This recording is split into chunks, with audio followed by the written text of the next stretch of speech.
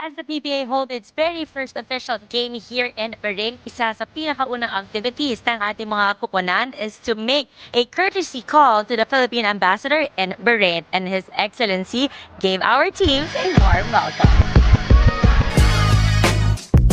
As expected naman, no? Very, very organized and actually top class. No? I mean, high quality service na binibigay sa atin. The most important thing right now is really for to think about our kababayans who's really gonna spend time, di ba, to watch us. Malaking bagay din to para sa amin. And hopefully this is not the first and the last para sa amin, no? Para sa akin, lalo na sa coach. So it's opportunity to make basically our kababayans, mostly our OFWs kababayan, mapasaya sila, no? Again, to be an inspiration to them and to make them happy. So para sa inyo po itong